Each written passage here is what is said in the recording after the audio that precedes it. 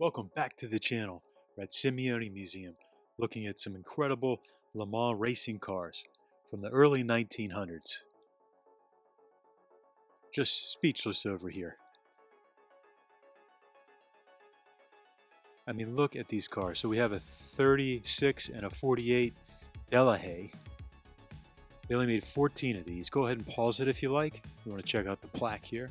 150 horsepower, four-wheel brakes that are Bendix servo mechanical type, which I don't know. If you know what that is, comment below because I don't have a clue. But look at that thing. Looks to be unrestored, all original too. Amazing cars here. Amazing cars. Here's a Peugeot in a beautiful bright blue that we're looking at now. Yesterday we covered the other half of this section, which included a lot of Ferraris and a Porsche 917. So check out that video. I'll put a link to that at the end of this video. Look at that, beautiful. Look at the leather straps on the bonnet there. Those silver circular seals. I'm not sure exactly what those are, but they look pretty cool.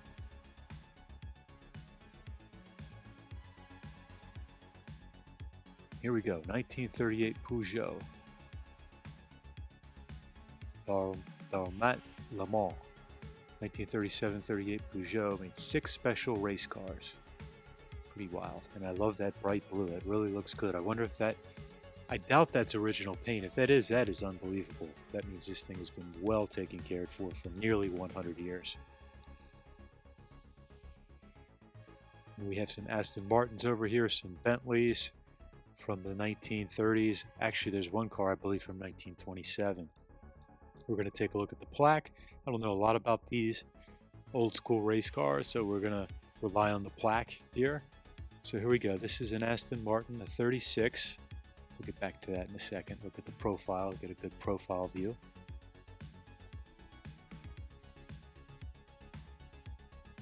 Just think how fast they drove these cars.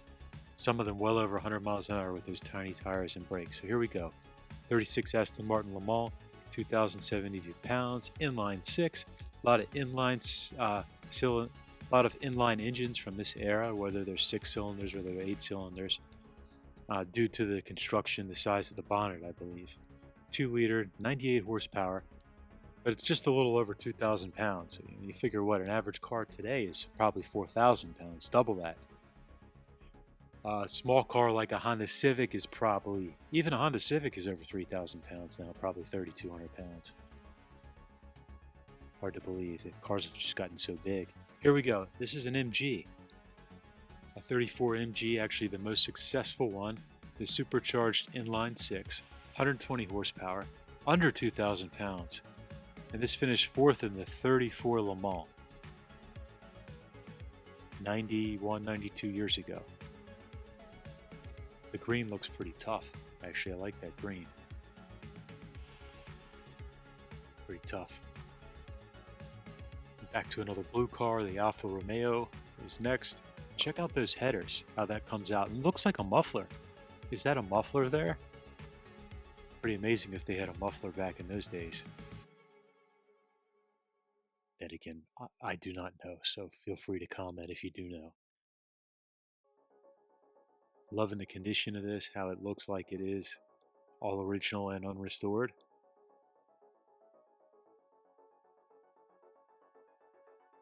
European license plate on the front, I believe. Here we go again. Alfa with the Alfa Romeo, another blue car. I believe that is a Bentley off to the right.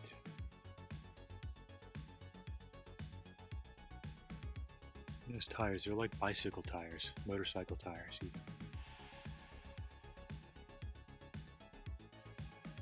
Profile view, you see the leather straps are definitely a trend over the bonnet. 1933 Alfa Romeo 8C Le Mans. Only 8 of these were made on a long chassis. Another supercharged, this time an inline 8. Twin cam, 2.3 liter, 180 horsepower, 2,205 pounds.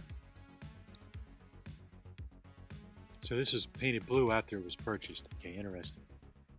Check that down there. We've got a couple of Jaguars. Incredible Jags.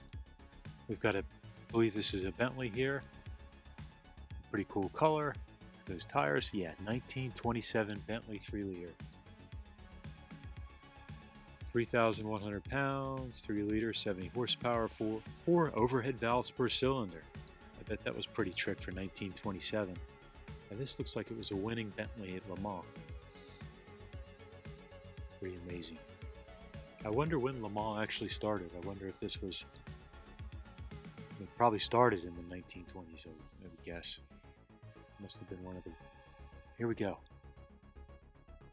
Sports cars transformed in just 40 years. Basic technology to 240 mile an hour vehicle. If you go all the way down to the Porsche 917, which we're going to take a look through at the end of this video. I'm going to go back and show you some of the cars that we covered in the other video. We've got the Jags here. And they are so cool looking. Look at that. With the roll bar there. So yeah, you can see that row. It's an incredible row of cars. Probably my favorite row in the museum. All the way down past the cars we just looked at. There's a bunch of Ferraris. There's 3 or 4 Ferraris. There's a Maserati. There's a Porsche. Here we go. Let's look at this. God, what on earth is this worth? Can you imagine? All of these cars in here. I'm sorry, I called these Aston Martins. Jaguar. 1956 Jaguar D-Type. 1,900 pounds, twin cam, 3.42. And you can see how this looks like the E-Type. The E-Type, I'm sure, took from this. Placed second at 1957 Watkins Glen race. Look at that thing. Wow, that is like so ahead of its time for its era. It must have really looked like a spaceship back then. And here we go. Look at this. Love the silver paint. Love the grille in the front. The wire wheels, the roadsters, which would seem to be very big back then. If you think about how many race cars they had that were roadster, that were open top race cars, compared to now with safety regulations. This doesn't even have a roll bar. This is another Jag. You can see the side exhaust, 53 C-Type. Inline 6, once again, 205 horsepower. Just thinking, 53, this could hit 135 miles an hour roughly.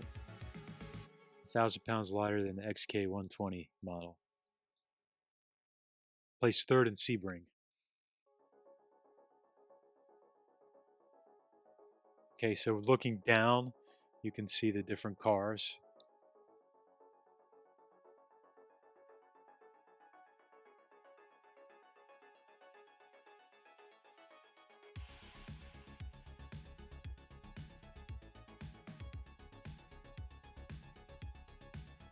Okay, here we go. If you want to pause it and read this. Early 50s, talking about Sebring and the Jaguars here, I believe.